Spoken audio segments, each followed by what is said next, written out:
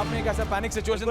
एक बड़ी खबर आ गई है, तेल अवीव में 40 इमारतों को नुकसान पहुंचा है। ये बड़ी अपडेट है। ईरान के अटैक में ये तबाही हुई है और वही हो रहा है। सबको लगता था कि ईरान चुप बैठ जाएगा क्योंकि उसका शीर्ष नेतृत्व नहीं है, लेकिन वो पलटवार कर रहा है, वो मार रहा है, वो बर्बाद कर रहा है, वो टारगेट कर रहा है, वो दिखा रहा है कि हम हैं ताकतवर, हमें पहचानो, हम ऐसे पीछे नहीं हटेंगे, हम आएंगे, हम लड़ेंगे, हम सामने, हम बदला लेंगे। और उसी बदले की तस्वीर है जो हम आपको दिखा रहे हैं। 40 इमारतों को देखिए कैसे बर्बाद कर दिया, नेस्तनाबूद कर दिया। सिर्फ और सिर्फ खंडहर, कल तक जहां रौनक थी आज सिर्फ वहां सन्नाटा पसरा है, खंडहर दिखाई दे रहा है। आप सोचिए ये मकान, दुकान, अस्पताल, कहीं भी कुछ भी हो सकता था, लेकिन अब सब खत्म। कर्नल, इजराइल इसके लिए तैयार था, इजराइल इसके लिए रेडी था, क्योंकि इजराइल को पता था कि अगर वो ईरान को छेड़ेगा तो ऑब्वियसली ईरान कुछ तो रिटेलिएट करेगा। ये हमने गाजा फाइट में भी देखा है, गाजा की जंग में भी देखा। उन्हें पता था कि वो आएंगे, वो मारेंगे, और वहाँ के लोग रेजिलिएंट हैं। ईरान के बारे में इजराइल मुझे लगता है इजराइल ने ओवर कैलकुलेट कर दिया था या अंडर कैलकुलेट कर दिया था।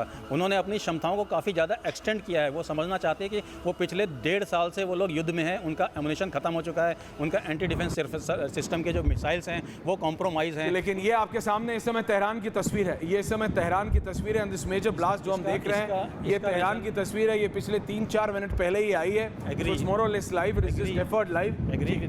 विद यू बट तेहरान की अगर हम बात करें तो तेहरान का air defence system almost nil है, उनके पास तो बिल्कुल भी नहीं है। लेकिन अगर हम आयरन डोम की बात करते हैं, जिस तरह से इजराइल अपने आप को प्रस्तुत करता है कि सबसे दुनिया का बेस्ट सिस्टम उनके पास है, वो तो पेनिट्रेट हो गया। अभी हमने देखा था, वो तो पेनिट्रेट हो गया। हमने कुछ महीने पहले, साल भर पहले देखा था, जब वो गाजा की लड़ाई हो रही थी, किस तरह से वहाँ का ड्रोन, इजराइल का iron dome is not 100% proof, वो हमें दिख गया था। एग्जैक्टली, उनकी काउंटर मिसाइल्स, उनके ड्रोन्स वो आ रहे थे।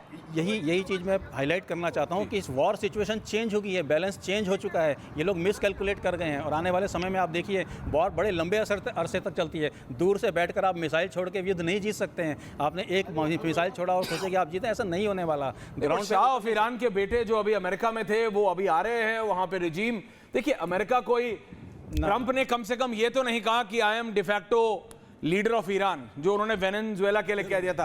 तो ये एक बड़ी रिलीफ है कि एटलीस्ट ट्रंप तो कम से कम, मेजर तूर, at least Trump is not going to rule Iran, क्योंकि ट्रंप ऐसे आदमी है कुछ भी कर सकते हैं। मेरी लाठी मेरी भैंस, इस कहावत को अगर किसी ने सच किया है तो वो डोनाल्ड ट्रंप है।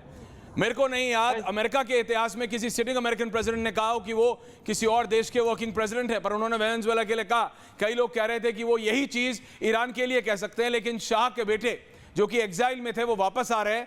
तो बेसिकली अमेरिका अपना एक पपेट लीडर वहां पे बिठाएगा, डेमोक्रेसी के नाम पे सब होगा। बट क्या ये जंग जारी रहेगी? क्योंकि अगर ये जारी रहेगी तो ये अमेरिका के इजराइल के फेवर में नहीं